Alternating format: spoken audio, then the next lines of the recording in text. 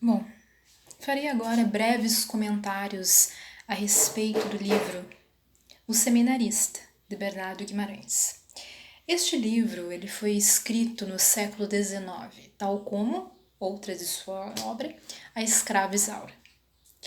Esse livro ele possui muitas nuances que são imprescindíveis, a meu ver, se quisermos fazer uma leitura um pouco mais condensada, aprofundada, filosófica e teologicamente falando. Então, farei neste vídeo breves comentários referenciais para que possamos tomar algumas questões, algumas colocações já de antemão no momento em que nos debruçarmos na leitura. Primeiramente, me parece crucial estabelecermos uma base dentro da tessitura do próprio texto, como, por exemplo, a narrativa em si, como ela funciona, a trama, os personagens, as suas caracterizações e qual o teor simbólico admitido em cada uma dessas caracterizações. Nós temos o personagem Eugênio. Etimologicamente, podemos conceber este nome como aquele bem criado. Do outro lado, nós temos Margarida. Etimologicamente, podemos conceber este nome como raio de sol. Já vimos aí um resquício da ideia de emanação, muito recorrente, especialmente na filosofia. Bom, retomando. Eugênio, um rapaz que doravante será o nosso seminarista, foi criado numa fazenda, como visto, em uma ambientação rural, bem campestre, com seus pais bem abastados financeiramente. Margarida, por outro lado, não tão abastada, morava com sua mãe, Umbelina, numa espécie de quitanda em que trabalhava, juntamente com outra escrava. É interessante como tudo isso se desenrola. Tanto Eugênio quanto Margarida, desde muito jovens, conviveram juntos, cresceram, desenvolveram as suas aptidões, as suas inclinações, as suas elementariedades morais, que posteriormente serão muito importantes e trarão aquela vivacidade para a nossa trama. Eugênio sempre, desde jovem, demonstrou uma inclinação religiosa, uma fé bastante corpulenta, robusta. Sua moralidade no que diz respeito à própria caracterização mais pertinente, a fé cristã, um menino puro, inocente, com bom coração e sempre disposto, complacente e entregue. Margarida, uma menina fiel, bastante cálida, bastante apaixonada pela vida, vivaz, uma menina muito feliz, alegre, risonha. Os dois conviveram por um breve tempo. Mas há um episódio em especial que é quando Margarida ainda é muito pequena. Ela, ainda muito criança, foi envolta por uma serpente. E isso já demonstra uma certa, digamos, abertura para a simbologia da queda, tendo em vista que no momento em que o pobre Eugênio viu isso, ficou atônito e chamou, como é natural, os responsáveis, os adultos, para salvar a menina. Pois bem, quando a mãe da menina e do Eugênio chegaram, elas ficaram abismadas, apavoradas com a situação. Não especificamente com o nível de periculosidade envolvido, mas mais precisamente com o que estava ali implicado, com o que estava ali intrincado também. A serpente e ingenuidade, tal como se pode remontar a quando a tentação introjetou-se em Eva. Nesse momento eles viram a teatralidade ali remontada. E isso preocupou muito mais do que a própria vida da criança, o que já é bastante estranho. De todo modo, retiraram a cobra dali, que estranhamente, no lugar de atacar a menina, brincava com ela docilmente, pelo menos em aparência, dentro da compreensão do que era visto ali, do narrador, mas precisamente daquelas pessoas. Elas esmagaram a cabeça da cobra, o que já é bastante emblemático, uma vez que a cabeça, o nível mais superior, já remonta ao manancial das tentações, das quinquilharias, das maquinações em relação à realidade, o intelecto puro. Isso já foi um dos primeiros elementos que eu observei. Depois disso, isso se introjetou de tal modo na caracterização do perfil da menina que perfilou de algum modo na mente dessas pessoas, pelo menos dos pais de Eugênio e em parte da mãe da Margarida, uma certa visão de sortilégio em relação à existência moral daquela menina. Um prenúncio, digamos assim, foi enunciado.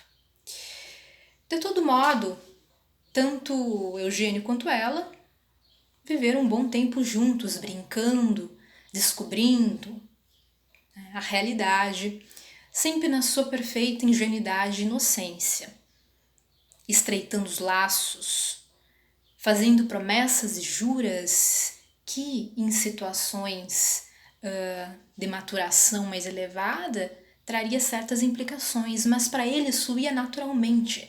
Era como uma fibra instintiva e totalmente intuitiva que era criada, criando um certo laço de irmãos de alma. Diante disso, foram amadurecendo cada vez mais, até certo ponto que as inclinações de cada um foram, digamos, sólidas o bastante para que o destino deles fosse traçado em decorrência da vontade dos seus responsáveis, ainda antes da fase adulta. O menino, ele já tinha uma inclinação teologal, digamos, dentro da interpretação dos seus pais. Então ele foi direcionado para o sacerdócio. Ele foi enviado para um seminário como previsto. E a menina ficou nesse ambiente.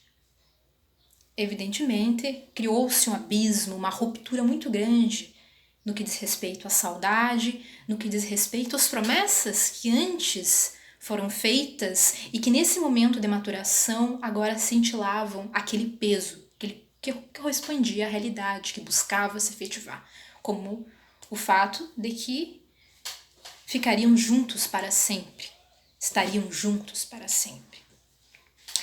Então, o menino se ambientou em relação ao local e, embora ele tivesse essa aptidão, ainda assim, isso não correspondia a uma completa identificação com o ofício teologal, com o ofício religioso.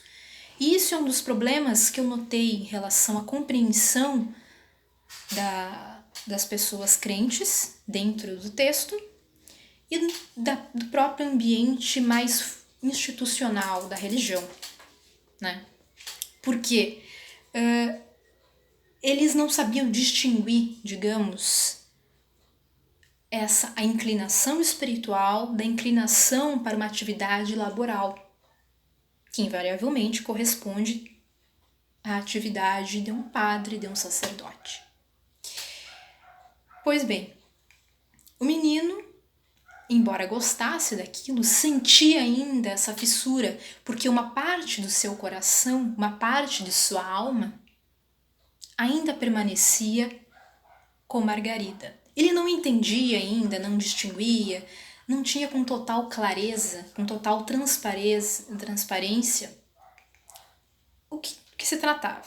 Se correspondia um amor, se aquilo era outra coisa. Ele sentia a união, sentia que ambos estavam na mesma seiva.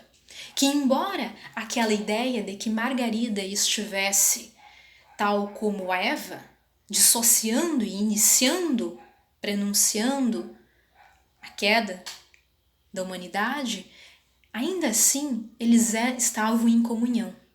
Estavam em comunhão consigo mesmos e entre si ainda mais, porque eles viam em si uma irmandade não social, uma irmandade não meramente psicológica, mas espiritual. Isso, no entanto, foi renegado e negado por todos que o circundavam, por todas as influências externas, familiares e até mesmo no ambiente religioso. Isso criou uma espécie de noite escura na vida do rapaz. A menina, sobre a qual o narrador não comenta tanto, mas ainda assim traceja bastante no seu ser, sentia também um profundo desespero e saudade. Mas em especial, o nosso seminarista, ele sentia um abismo criado no seu interior. Ele sofria, ele sentia todos os fragosos problemas que afligiam seu coração. E não entendia, porque no fundo ele estava entre o amor profano e o amor sagrado. Porque aquilo foi posto já de antemão por todas as suas influências externas como uma distinção clara e objetiva, sem a qual ele não poderia de modo algum traçar o seu caminho e percorrer o seu caminho em direção ao sagrado. Então, o que aconteceu? Aconteceu que esse rapaz, ele estava numa falsa noite escura, num cadafalso, porque aquilo não vinha de uma autêntica descoberta do ser, mas sim da pura externalidade. O fundamento já não se remontava nos céus, mas se remontava, sim, na humanidade, na medida representacional posta e admitida pelo ser humano em relação ao divino. Nesse momento, a instituição religiosa já não é vista como um ambiente do sagrado, e sim como o mais profano rendimento e sedimentação da realidade. E isso é muito interessante porque o rapaz ele apenas conhecia o mundo dos valores, a pureza, a lealdade, o respeito, o amor, embora não do modo racional tal como concebemos, mas ele vivia aquilo. A igreja e todas as influências dada a crítica que foi posta, a conjectura, introduziu no rapaz o ciúme, a inveja, a raiva, contravalores. E isso foi muito interessante logo do ambiente que teoricamente devia de ser sagrado, mas não procedeu deste modo. Porque naturalmente a instituição religiosa é assim? Não. Mas o modo como foi posto, sim. Deste modo, toda a atmosfera espiritual foi perdida e todas as confusões, os embrólios e os cadafalsos criados que supostamente dariam acesso a esse desvelamento do ser, revelavam apenas as fraquezas, as paixões, as confusões. E mesmo que o rapaz tivesse imagens, vislumbros e uma certa imagem talhada a respeito da própria figura real de Margarida, em comunhão com Maria, que é o símbolo tanto da igreja, da verdadeira igreja, e da ressurreição e salvação da mulher, né? Ele ignorou, por influência dos padres, dos religiosos ali presentes, das outras pessoas, da medida humana ali posta, quanto das suas fraquezas. E mesmo ele voltando, retornando ao ambiente da sua família, já fraco, frágil, psicológica e fisicamente, ainda assim ele estava ainda muito deteriorado.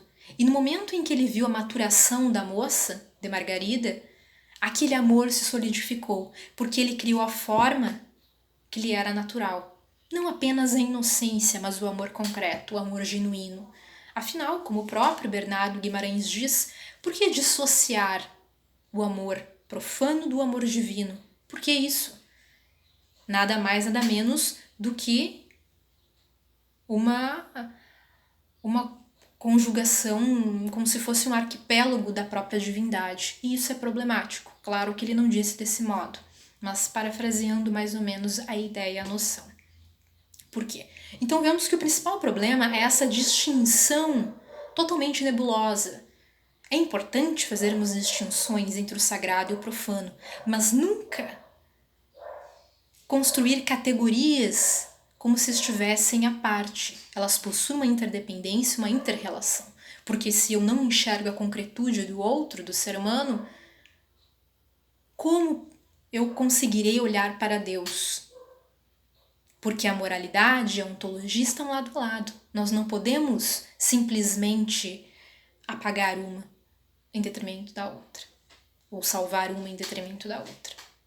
Da mesma forma, como um amor poderia ser, por natureza, perverso, e digo amor fundado no divino, no sagrado, se toda a emanação do ser é o que é, e nada não pode não ser. O nada não pode ser de modo algum.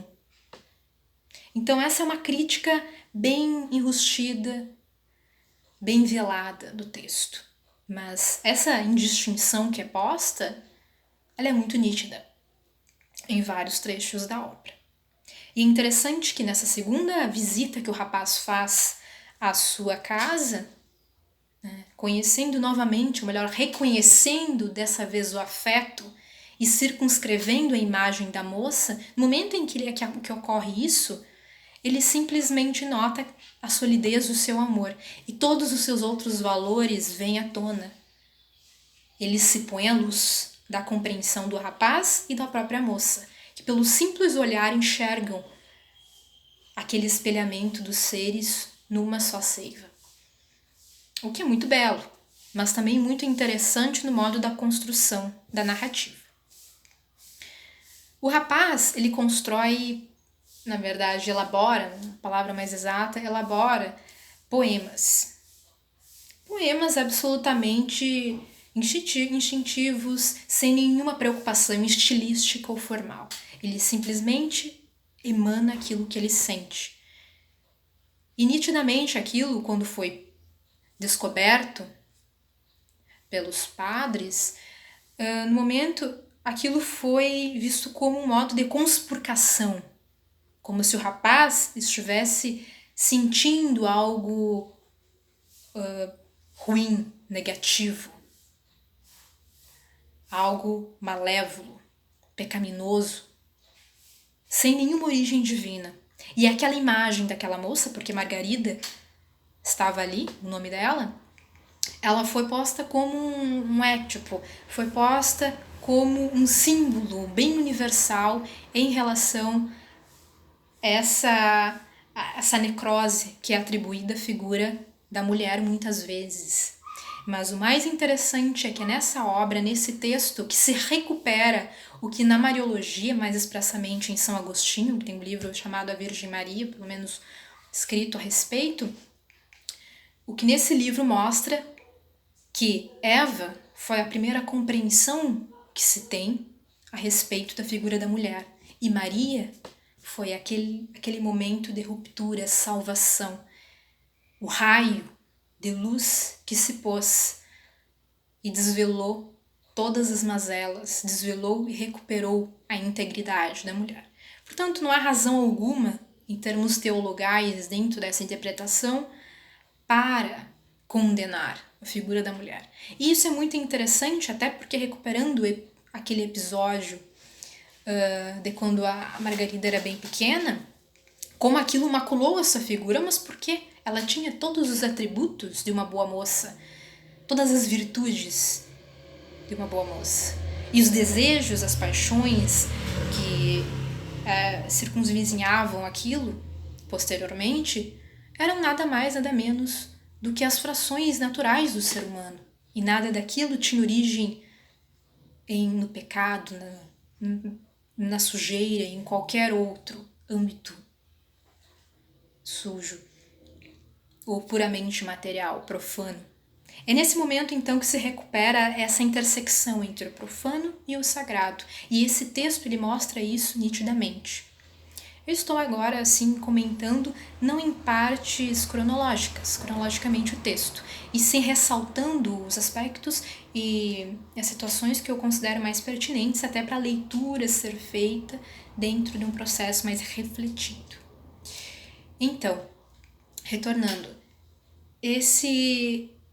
toda essa situação, todo esse umbral no qual o menino, o Eugênio, esteve, tornou-se mais fibroso, e o tempo nesse momento revelou que não se tratava de uma mera paixão, porque uma paixão, em um lapso de tempo, acaba se esboroando, se esfacelando, e esse amor não. E a imagem de Maria ao lado de Margarida, dentro de uma das miragens que ele teve, a meu ver, é uma imagem, uma experiência espiritual, uma experiência mística. No momento em que ele se interrogava se aquilo que ele sentia correspondia propriamente a mais uma artimanha da serpente, do mal, das paixões puras, ou se de fato surgia de uma nascente mais elevada. Pois bem, nitidamente, Maria ao lado de Margarida, ambas o chamando, ambas demonstrando a completa puridade daquela experiência. E ainda assim ele duvidou, pondo-se em completa certeza quanto a todos os comentários das pessoas externas, as interpretações externas. Isso mostra algo muito interessante que o filósofo Hildebrand mostra no livro O Amor entre o Homem e a Mulher, que essa problemática que gira em torno do coração. Abomina-se o coração. É algo cancroso, um elemento cancroso humano, quando na verdade ele é um dos elementos da tríade, do intelecto, da vontade e é o próprio coração. Algo inseparável, porque sem o coração nós não podemos amar, nós não amamos a Deus por uma miragem ou uma intelecção, meramente. Nós amamos dentro de uma completude e nem de uma vontade. É necessário uma completude, uma integralidade, algo que estava presente desde cedo no próprio Eugênio e também, em certa medida, em Margarida. E isso, como se imaginava, isso tudo remontou numa completa condenação, no momento em que ele se recusou-se a acreditar na própria verdade, na própria espiritualidade, na própria graça. Acreditou na verdade, na própria medida representacional do homem, nas próprias incertezas que foram externamente introduzidas em seu coração, em sua alma, em seu intelecto, e se refletiram em sua vontade. Ele se tornou padre, mesmo prometendo de antemão que não iria se tornar na segunda visita que fez à moça, porque naquele momento o sentimento se tornou translúcido. E ela, da mesma forma, prometeu que não iria se casar com ninguém. E de fato, ela foi fiel a isso. E ele seria fiel, mas ele cedeu às mentiras que foram postas pelos seus pais e transmitidas pelos sacerdotes. Isso mancha a imagem do sacerdote? Não, mas mostra esse aspecto pejorativo que nasce quando o fundamento não está posto nos céus. Isso culmina, evidentemente, em uma tragédia, porque a morte de Eugênio ocorre. A morte de sua alma. Ele reencontra Margarida de modo totalmente inesperado, quando o menino simplesmente bate em sua porta e diz: uma mulher precisa do Senhor. Ele vê ela estirada no leito e ela afirma: eu irei morrer, mesmo não aparentemente demonstrando uma certa imagem macilenta.